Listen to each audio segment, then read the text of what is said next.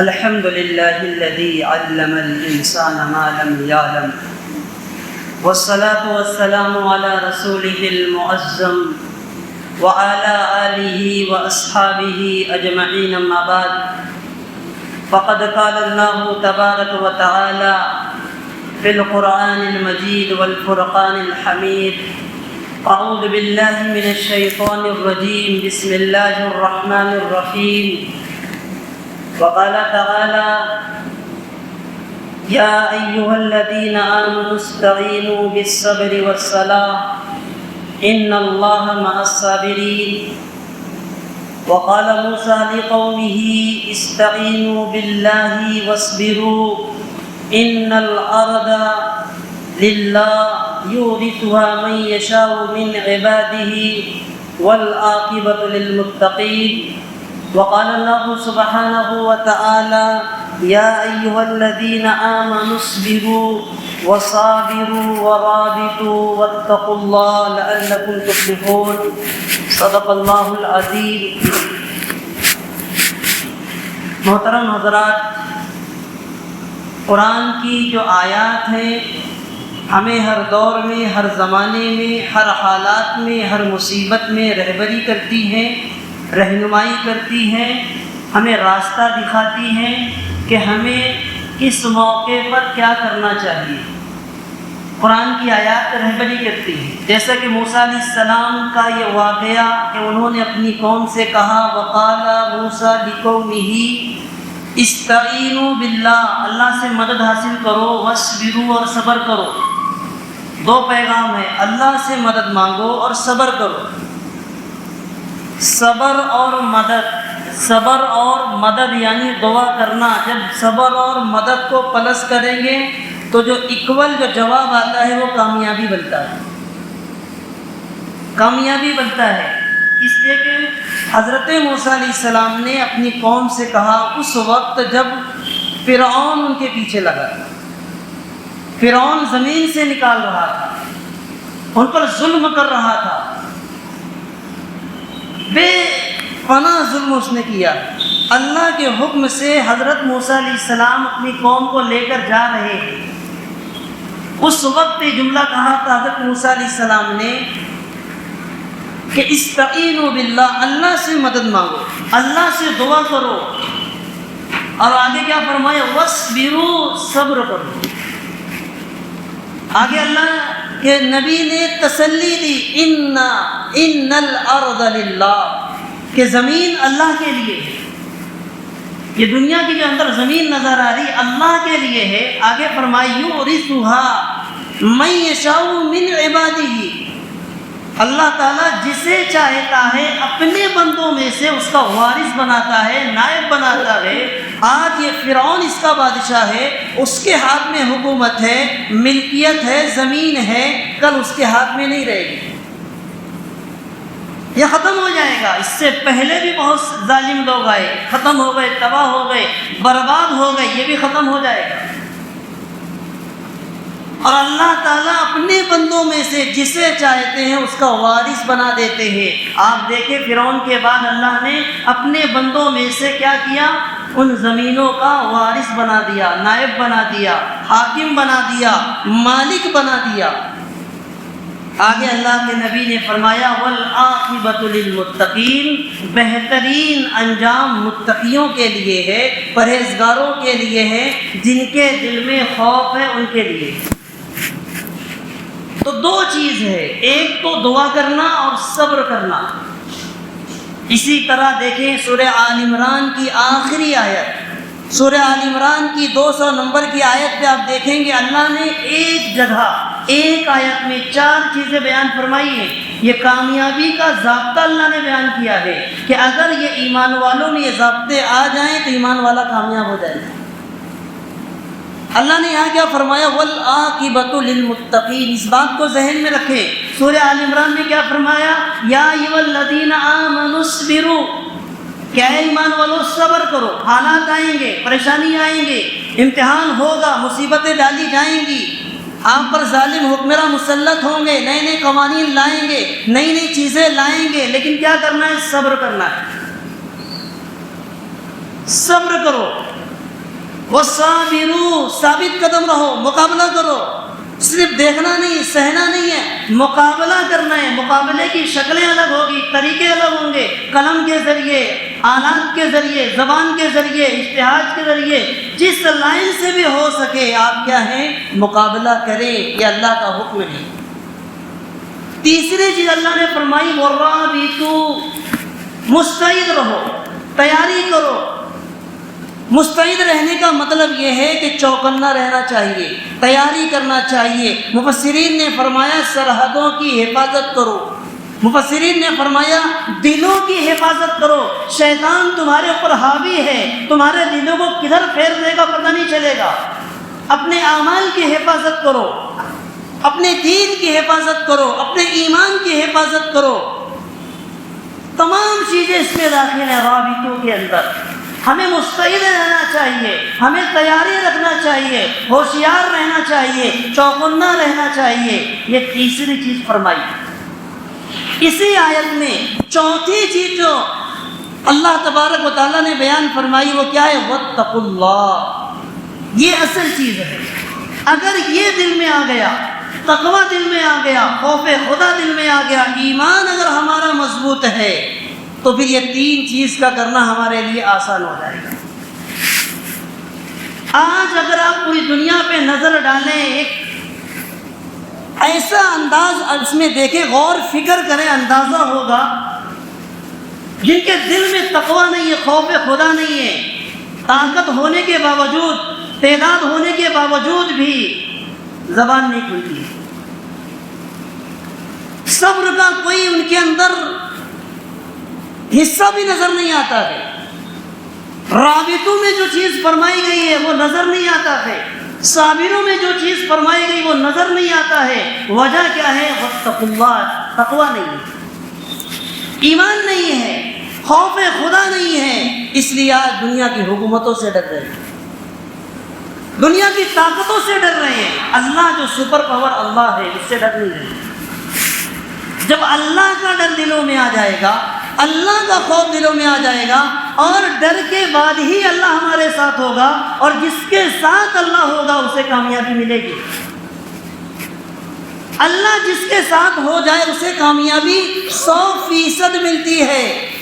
حالات ایسے نظر آئیں گے جو ناکامی کے نظر آئیں گے، لیکن پھر بھی اللہ کامیاب کر کے دکھائیں گے۔ یہ اللہ کا ضابطہ ہے، اللہ کا قاعدہ ہے۔ آپ ہماری جو جنگیں ہیں، اسلاف کے واقعات ہیں، آپ پڑھ کر دیکھ لیں، آپ اس نتیجے پر نکلیں گے۔ حالات مخالف ہیں، ناکامی کے نظر آ رہے ہیں، اللہ نے کامیاب کر کے دکھایا۔ تو اصل طاقتور قدرت والا حاکم جو ہے اللہ ہے۔ اسی لیے موسیٰ علیہ السلام نے اپنی قوم سے فرمایا ان الارض للہ، زمین اللہ کی ہے، یعنی زمین میں جو چیزیں ہیں، حکومت ہو، جو چیزیں زمین میں سب اللہ کی ہے۔ اللہ جسے چاہے اس کا وارث بنا دے، حاکم بنا دے، بادشاہ بنا دے، یہ اللہ کے ہاتھ میں ہے۔ یورثھا من یشاء من عبادہ، اور وہ اپنے بندے میں سے جسے چاہتا ہے وہ نائب بنا دیتا ہے، وارث بنا دیتا ہے، حاکم بنا دیتا ہے۔ یہ حالات جو نظر آ رہے ہیں چند دنوں کے لیے، یہ طاقتیں، یہ حکومتیں، یہ چند دنوں کے لیے ہے، اللہ اسے تباہ کر دے گا۔ بلندی دیر تک کس شخص کے حصے میں رہتی ہے، بہت اونچی عمارت ہر وقت خطرے میں رہتی ہے۔ آپ یہ دیکھ لیں، ضابطہ ہے، بڑے بڑے تو اس دنیا میں ظالم قسم کے، جابر قسم کے بادشاہ آئے ہیں، اللہ نے انہیں ناکام کر دیا، ان کی نسلیں نہیں ملتی ہیں، ان کی اولادیں نہیں ملتی۔ آپ دیکھ لیں ان کے چاہنے والے نہیں ملتے، ان کے نام لیوا نہیں ملتے ہیں۔ اللہ نے نیست و نابود کر دیا، ختم کر دیا، تباہ و برباد کر دیا۔ اور صحابہ کی زندگی دیکھیں، انبیاء کی زندگی سیرت کو دیکھیں، ان کی اولادیں بھی ہیں، ان کی نسلیں بھی ہیں، اور آج ادھر نسبت کرنا فخر سمجھتا ہے مسلمان۔ تو یہ زمین اللہ کی ہے۔ اس آیت میں دو پیغام ہمیں دیا گیا۔ پہلا پیغام صبر کرنا ہے، اللہ سے دعا کریں، صبر کریں، جمے رہیں۔ لیکن صبر کا جو معنی ہے سورہ آل عمران کی آیت نے واضح کر دیا ہے۔ صبر یعنی جمے رہنا، ڈٹے رہنا، ثابت قدم رہنا، وصابروا مقابلہ کرنا۔ مقابلے کے طریقے الگ ہو جائیں گے، جیسے ادوار بدلی ہوں گے، زمانہ بدلی ہوگا، مقابلے کا طریقہ بدلی ہو جائے گا۔ تیر کے ذریعے، تلوار کے ذریعے، بندوق کے ذریعے، میزائل کے ذریعے ہر دور میں چیزیں بدل رہی ہیں۔ آج مفسرین نے، علماء نے کہا ہے اس وقت جنگ کے آلات میں موبائل بھی آتا ہے، سوشل میڈیا بھی آتا ہے، بہت بڑے پیمانے پر اس کا استعمال ہو رہا ہے۔ آج جو بھی حالات فلسطین کے ہم تک پہنچ رہے ہیں، کس کے ذریعے آ رہے ہیں؟ سوشل میڈیا کے ذریعے۔ ہماری ذمہ داری کچھ بنتی ہے، ہم پر کچھ فرض عائد ہوتا ہے، ہمیں کیا کرنا چاہیے؟ ہم جا کے ان کی مدد نہیں کر سکتے، ہم ان کے ساتھ جا کر سانہ بسانہ کھڑے ہو کے لڑ نہیں سکتے ہیں، تو کیا کر سکتے ہیں؟ علماء نے کچھ ذمہ داریاں بتائی ہیں، ہم یہاں بیٹھ کر کیا کر سکتے ہیں؟ سب سے پہلی چیز دعا ہے۔ دعا سب کر سکتا ہے، جو بندہ دعا بھی نہیں کرتا ہے کل قیامت کے دن اللہ تعالیٰ پوچھیں گے، سوال کریں گے تم نے کیا کیا تھا، کیا جواب دیں گے ہم؟ اس لیے ہم ان کی مدد میں، نصرت میں حصہ لگائیں، دعا کریں، 5 منٹ 10 منٹ روزانہ جیسے بھی ہو سکے دعا ضرور کریں ان کے لیے۔ دوسری چیز یہ ہے کہ ہم ان کے لیے امداد کریں، مالی مدد کریں، تعاون کریں، جس طریقے سے بھی ہو سکے ہم ان کا تعاون کریں۔ اور تیسری چیز جو علماء نے بیان کی ہے کہ ہم وہاں جا کے حصہ نہیں لے سکتے ہیں، ہم اپنے مقام پر رہتے ہوئے اسرائیل کا، دشمن کی مصنوعات کا بائیکاٹ مکمل طور سے کریں۔ آج علماء نے کہا جس طرح جہاد ان کے لیے فرض ہو چکا ہے، اسی طرح جیسے شراب کا خریدنا، شراب کا بیچنا، شراب کا پینا حرام ہے، اسی طرح اسرائیلی مصنوعات کا خریدنا، فروخت کرنا، بیچنا بھی حرام ہو گیا ہمارے لیے۔ لیکن آج اگر آپ دیکھیں، مالیگاؤں شہر میں جا کے دیکھ لیں، دکانوں پہ، ہوٹلوں پر، فریج میں دیکھیں گے، آج بھی اسرائیلی پروڈکٹ آپ کو نظر آئے گا۔ آج ہمارا ایمان اتنا کمزور ہو چکا ہے کہ ہم مدد نہیں کر سکتے ہیں، ہم ان کے معاشی بائیکاٹ تو کریں، حصہ لگا لیں، تاکہ کل قیامت کے دن یہ اسرائیلی بچے، اسرائیلی بچیاں، اسرائیلی ماں جب ہمارا گریبان پکڑیں گی تو ہم جواب دے سکیں، کچھ اپنے آپ کو چھڑا سکیں۔ کیا حالات وہاں پر قیامت برپا ہے، رہنے کے لیے گھر نہیں ہے، چھت نہیں ہے، سونے کے لیے ان کے پاس بستر نہیں ہے، پہننے کے لیے لباس نہیں ہے، سفر کرنے کے لیے سواری نہیں ہے، کھانے کے لیے کھانا نہیں ہے، پینے کے لیے پانی نہیں ہے، وہ بیچارے پریشان ہیں۔ کس کے لیے لڑ رہے ہیں؟ مسجد اقصیٰ کے لیے لڑ رہے ہیں، اللہ کے دین کے لیے لڑ رہے ہیں۔ لیکن آج کیا ہے؟ آج پورے مسلم حکمراں خاموش بیٹھے ہوئے ہیں۔ کیا وجہ ہے؟ اللہ کے نبی صلی اللہ علیہ وسلم نے ارشاد فرمایا تھا، حدیث کا خلاصہ مفہوم یہ ہے، ایک ایسا دور آئے گا قومیں نوچنے دوڑیں گی، جیسے لوگ دسترخوان پر ٹوٹ پڑتے ہیں، اسی طرح مسلمان کو نوچنے کے لیے دوڑیں گے۔ صحابہ نے عرض کیا، یا رسول اللہ، کیا اس وقت مسلمان کی تعداد کم ہوگی؟ اللہ کے نبی صلی اللہ علیہ وسلم نے ارشاد فرمایا، نہیں، مسلمان کی تعداد بہت زیادہ ہوگی، لیکن اللہ تبارک و تعالی مسلمانوں کا رعب اور دبدبہ دشمن کے دلوں سے نکال دیں گے۔ اللہ ان کے دلوں میں وہن پیدا کر دیں گے۔ وہن کیا ہے؟ صحابہ نے عرض کیا، وہن کیا چیز ہے؟ آپ صلی اللہ علیہ وسلم نے ارشاد فرمایا، دنیا سے محبت، موت سے خوف، یہ دو چیز ان کے اندر پیدا ہو جائے گی۔ آج آپ دیکھ لیں، یہ جتنے بھی حکمراں خاموش ہیں، اس میں جو ایک سبب نظر آتا ہے دنیا کی محبت۔ حکومت کو باقی رکھنے کے لیے، اپنی حکومت قائم کرنے کے لیے، اپنا عہدہ باقی رکھنے کے لیے آج ان کی زبانیں نہیں کھل رہی ہیں۔ اللہ کے نبی صلی اللہ علیہ وسلم کی جو باتیں وہ صاف نظر آ رہی ہیں، لیکن اس کے باوجود بھی اللہ تعالیٰ ایک وقت لائے گا، فتح اسلام ہوگا، فاتح اسلام ہوگا، اسلام کا غلبہ ہوگا۔ اللہ نے قرآن میں فرما دیا فَإِنَّ مَعَ الْعُسْرِ يُسْرًا، إِنَّ مَعَ الْعُسْرِ يُسْرًا، موجودہ مشکلات کے بعد آسانیاں ہیں۔ 2 بار اللہ نے فرمایا موجودہ مشکلات کے ساتھ آسانیاں ہیں۔ آپ پوری سیرت پڑھ کر دیکھ لیں، آپ جو اسلام میں جتنے بھی جنگیں نظر آئیں گی، جتنے بھی حالات صحابہ پر نظر آئیں گے، اس کے بعد اللہ تعالیٰ نے آسانیاں پیدا کی ہیں۔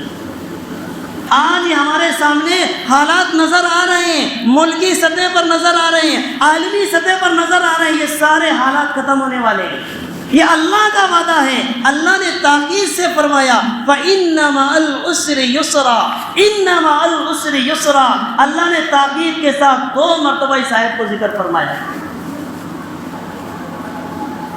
اس لیے ہمیں چاہیے، ہمیں صبر کرنا ہے، جو ہمیں حکم دیا جائے ہمیں وہ کرنا ہے۔ اللہ آزمائیں گے، آزمائش کا وقت ہے،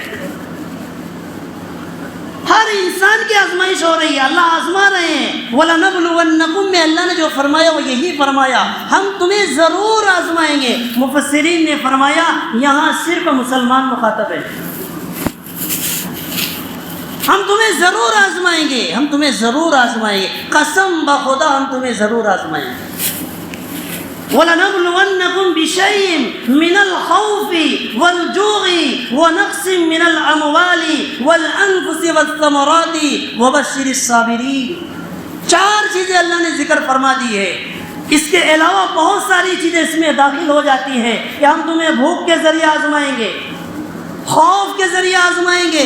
آج دیکھ لیں حالات عالم کا کیا ہے، مسلمان کے اوپر امتحانات ہیں، مسلمانوں کی آزمائش ہو رہی ہے، خوف کے ذریعے، بھوک کے ذریعے، مال میں کمی ہو رہی ہے، جانوں میں کمی ہو رہی ہے، بچے شہید ہو رہے ہیں۔ یہ ساری چیزیں جو قرآن میں بیان کی گئی ساری چیزیں سمجھ میں آ رہی ہیں، لیکن ایسی چیز، ایسے امتحان میں اگر بندہ ثابت قدم رہا، جس میں اللہ نے فرمایا یا ایھا الذین آمنوا اصبروا وصابروا ورابطوا واتقوا اللہ لعلکم تفلحون، اگر یہ ثابت قدم رہتا ہے، یہ مقابلہ کرتا ہے، یہ مستعد رہتا ہے، تیاری کرتا ہے، اور اس کے دل میں تقویٰ ہوتا ہے، خوف خدا ہوتا ہے، لعلکم تفلحون، یہ کامیاب ہوگا۔ وبشر الصابرین، اللہ نے فرمایا خوشخبری ہے ان کے لیے بشارت ہے، اللہ انہیں کامیاب کریں گے۔ تو اسی لیے میرے محترم دوستو، آج ہم پر طرح طرح کے حالات ہیں، ہمارے ملک میں بھی حالات ہیں، عالمی طور پر مسلمانوں پر حالات ہیں۔ ان حالات میں ہماری کیا ذمہ داری بنتی ہے، ہم اس ذمہ داری کو ادا کریں۔ عالمی طور پر ہماری ذمہ داری یہ بنتی ہے کہ فلسطین کے مسلمانوں کے لیے سب سے پہلے دعا کریں، دعا کے ساتھ اگر کوئی تعاون، مدد کا کوئی نظام، انتظام ہوتا ہے اس میں حصہ لے، اور اس کے علاوہ دشمن مصنوعات کا بائیکاٹ مکمل طور سے کریں، گھروں میں دیکھیں جو چیز اسرائیلی ہے اس کو نکال کر باہر پھینکیں۔ جیسے شراب سے آپ نفرت کرتے ہیں، ایسے اسرائیلی پروڈکٹ سے نفرت کر کے دکھائیں، اللہ کو زیادہ پسند آئے گی، ہمارے بھائیوں کو تسلی ملے گی کہ وہ مدد کرنے یہاں نہیں آ رہے ہیں، لیکن وہ اپنے گھر پہ بیٹھ کر یہ اظہار تو کر رہے ہیں نفرت کا۔ ہمارے ملک میں جو حالات ہیں اس وقت، ہمارے علماء جو ہمیں رہنمائی کر رہے ہیں، رہبری کر رہے ہیں، اس حساب سے ہمیں اس میں حصہ لینا ہے، احتجاج کرنا ہے، نکلنے کو کہیں تو نکلنا ہے، کیونکہ ہماری جو زمینیں ہیں، اسلام کے جو مراکز، جتنے بھی دینی کام ہوتے ہیں، آپ اندازہ لگا لیں، جتنے بھی دینی کام ہیں، جتنی بھی چیزیں، تنظیمیں چلتی ہیں، سب کے لیے ایک جگہ ہونا ضروری ہے۔ جیسے مساجد میں عبادت ہے، دین کے اعمال سکھائے جاتے ہیں، اسی طرح تنظیم ہوتی ہے، ادارہ ہوتا ہے، وہاں سے کام ہوتا ہے، اسی طرح مدارس ہوتے ہیں جہاں سے علم سکھایا جاتا ہے۔ یہ تمام چیزیں جو ہوتی ہیں، وہاں پر جو زمینیں دی جاتی ہیں اسے وقف زمین کہا جاتا ہے۔ آج حکومت اسی زمین پر قبضہ کرنا چاہتی ہے۔ ایک ساتھ جتنے کام دین کے ہو رہے ہیں سب پر کیا ہے؟ پابندی لگانا چاہتی ہے۔ ان کی نیت صحیح نہیں ہے، ان کے ارادے اور ان کے عزائم صحیح نہیں ہے، اس لیے ہمیں متحد ہو کر اس کی مخالفت کرنا ہے، ناراضگی کا اظہار کرنا ہے، اور جو ہمارے علماء جو ہمیں گائیڈ کریں، جو ہمیں بتائیں، اس کے مطابق ہمیں کام کرنا ہے، سب کریں گے۔ اللہ پاک کہنے سے زیادہ عمل کی توفیق عطا فرمائے۔ وآخر دعوانا الحمدللہ رب العالمین۔